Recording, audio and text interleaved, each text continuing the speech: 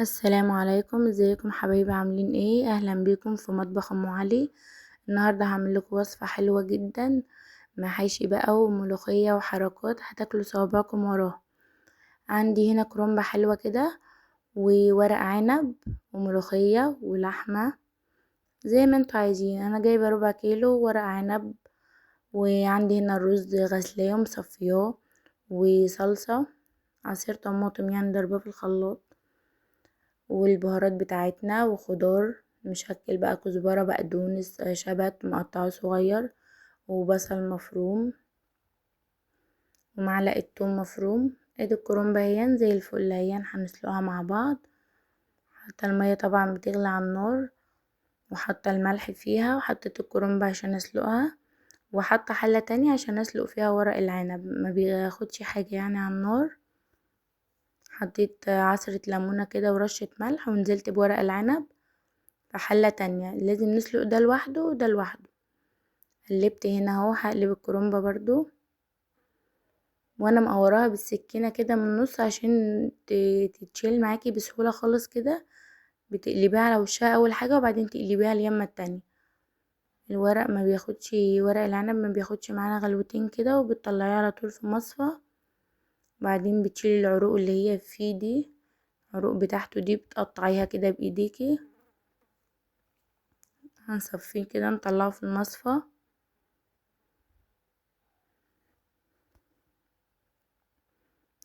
ايوه شايفين كده معايا. ودلوقتي هطلع ورق الكرنب بقى واحدة واحدة كده، بيطلع بكل سهولة. حاولي متهرهوش في السليق عشان تعرفي تتحكمي فيه وانت بتقطعيه، ما يتهريش منك، وكمان بيبقى في المحشي ماسك نفسه كده وجميل. باخد ورقة ورقة كده من الجنب، بيطلع بكل سهولة. دلوقتي بقى جبت حلة عشان اعمل فيها اللحمة. حطيت معلقة سمنة كده تسخن كويس جدا، ونزلت باللحمة، بديها تشويحة كده خفيفة كده. اول ما تاخد لون معانا اقلبها تقليبة كده زي العسل. هنزل بقى بالتوابل والخضار كده.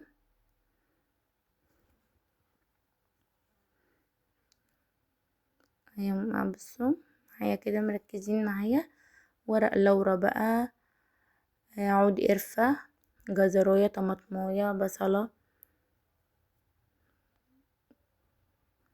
حاجات كده بتخلي الشوربة تبقى معاكي حلوة جدا.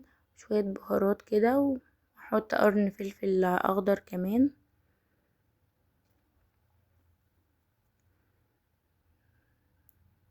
ندي تقليبة بقى، نشوح كله مع بعضه كده. ريحتها طالعة تحفة. يا ريت تشتركوا في القناة عشان ينزل لكم كل جديد ان شاء الله. دلوقتي هنزل بالمية فوق اللحمة.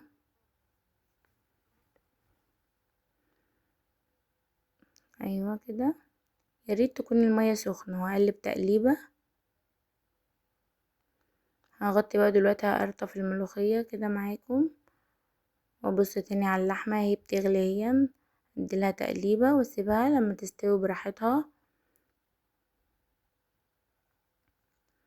دلوقتي انا قرطفت الملوخية خلصتها، وشلت العروق بتاعت ورق العنب، وقطعت الكرنب زي ما انتوا شايفين كده. ورق العنب معانا زي الفل كده. جهزت كل حاجة.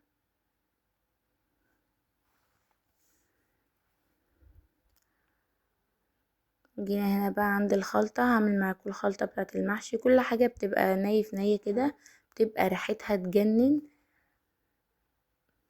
احط التوم المفروم كده، كل حاجة على بعضها، والبصل المفروم بنزل بيه واحدة واحدة كده.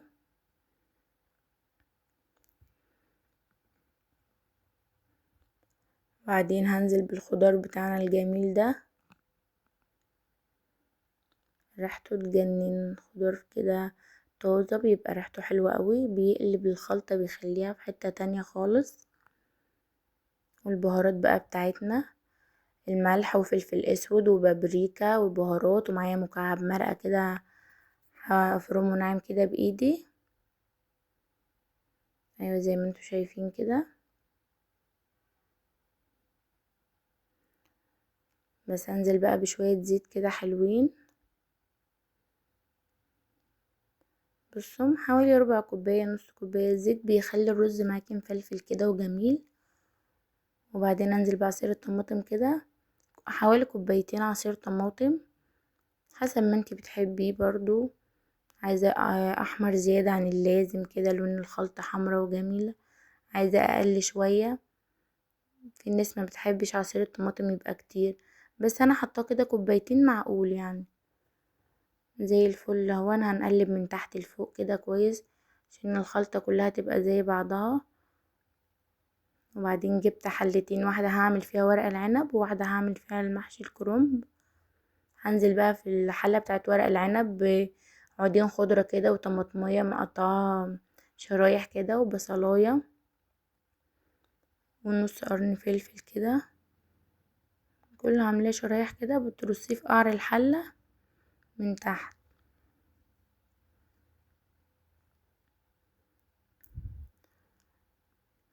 بالصوم كده نزلت بالخضار كله وسويته في قعر الحلة بايدي كده جنب بعضه كده. بعدين دول بقى كام قطعة لحمة كده جبتهم من اللحمة اللي انا كنت سايباها على النار. هي لسه ما استوتش يا جماعة، يعني انا قطعتها كده بس دول لسه ما استوتش، داخله في السوا لسه داخله في السوا كده. فانا قطعت دول وحطيتهم وهحشي فوقهم الورق العنب. هتكمل سوا مع الورق العنب.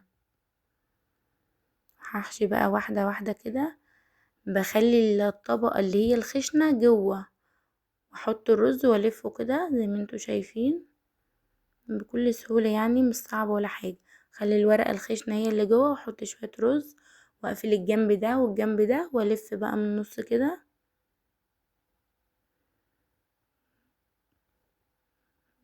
بيبقى جميل يا جماعة الورق ده. ورق عنب كده بيبقى ورق عنب بناتي مصفر شوية كده، بيبقى ورقه صغير وجميل. انا كده خلصت حشو اهون. ده بعد ما خلصت صوابع صغيرة كده وتحفة. لسه لما يطيب بقى كأنك بتاكلي زبدة كده. وده ورق الكرنب اللي انا مقطعاه معاكم برضو، هوريكم كام صباع كده هحشيه قدامكم واحط في الحلة. ايوه عملت اول واحد اهو، تاني اوريكم تاني.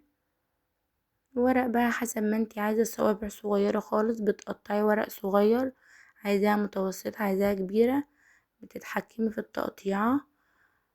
انا مخليها متوسطة يعني صوابع صغيرة حلوة كده. بنرص في الحلة بتاعتنا الجميلة كده. كده خلصت كده، حشيت ورق العنب وورق الكرنب كده، حشيت الاتنين اهو جهزتهم زي الفل كده. ده بقى طبق جبته عشان اخرط عليه الملوخية. عايزة تخرطي على الطبلية عادي، على بورد كده عندك خشب عادي حسب ما انتي بتحبي. ده طبق انا عاملاه بخرط عليه الملوخية. حطيت الملوخية وجبت المخرطة بتاعتنا الجميلة وابدأ اخرطها كده لحد ما تنعم معانا خالص. دلوقتي بقى جيت عشان ازود المحشي، جبت المرقة بتاعتنا وببدأ ازود كده بالمغرفة وهز الحلة كده عشان الشوربة تنزل، يبقى كله شارب زي بعضه من تحت لفوق. وشرب المحشي ده، محشي الكرنب معانا ومحشي ورق العنب. ايوه كده حلو جدا. واغطي عليه بقى واسيبه على النار يغلي بقى كده مع نفسه. دلوقتي بدأ يختم اهو، بدأ كده ختم لسه بيغلي في برضو شوربة كده لسه بيغلي على وشك السوا، يعني شوية كده وهطفي عليه زي الفل. هنا بقى الشوربة بتاعت الملوخية هنزل بيها بمضرب سلك كده عشان اقلب بيه، بيفكلي كل التكتلات بتاعت الملوخية. يعني مش بيخليها فيها كلاكيع كده. المضرب ده بيسهل عليا، بيخليها ناعمة معاكي وسلسة كده وجميلة. هقلب بيه كويس، افضل اقلب شوية كده لحد ما الملوخية تبقى كلها زي بعضها، ما فيهاش اي تكتلات خالص. اسيبها تاخد بقى غلوتين كده على النار، ما تطولش عليها يعني. هي بدأت تغلي معايا. بعد كده بقى هعمل الطشة بتاعتها. احط معلقة سمنة تسخن كده معايا، انزل بشوية زيت. عايزة سمنة بس زيت حسب ما انت عايزة. انا عملت ميكس كده بين السمنة والزيت. بعدين نزلت بمعلقة توم مفروم، شوية كزبرة كده ناعمين. اقلب بقى كله مع بعضه لحد لما التوم ياخد لون كده اصفر جميل معانا كده. اقلب، خلي ايدك فيه كده عشان التوم بيتحرق بسرعة. يعني تقلبي على طول عشان لما ياخد لون كده اصفر جميل كده، عشان ما يديش معاكي مرارة. اقلب كويس. ايوه كده بدأ يصفر اهون معانا. اسيبه بس سنة كمان كده وهحطه على الملوخية على طول.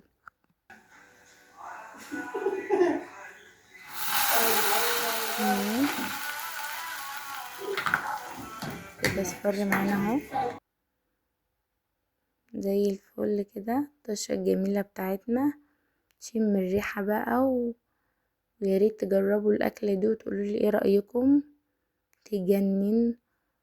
واي حاجة نفسكم اعملها لكم او عايزين اعملها لكم ياريت تكتبولي في التعليقات.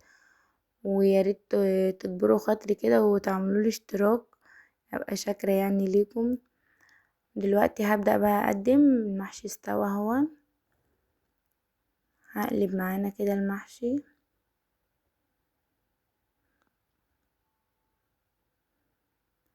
بصوا يا جماعة، تحفة. الخضار بقى تحت كده، البصل والطماطم واللحمة هي من تحت، والورق كله استوى وكله زي الفل معانا اهو. شوف كده بالمعلقة، بصوا اللحمة، بصوا المنظر يجنن. المحشي القمر بتاعنا اللي زي العسل ده، ودول بقية اللحمة كده حطيتها من فوق. تقدميها كده معاها بتبقى شكلها تحفة. هبدأ بقى اغرف المحشي التاني، محشي الكرنب. انزل كده بالراحة، الطبق بس صغير شوية فبيوقع مني. ايوه كده زي الفل.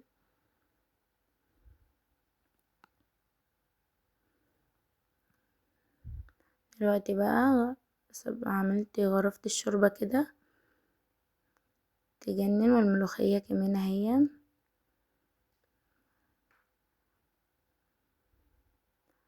وشرايح ليمون بقى كده وعلى الشوربة كده وبألف هنا وشفا.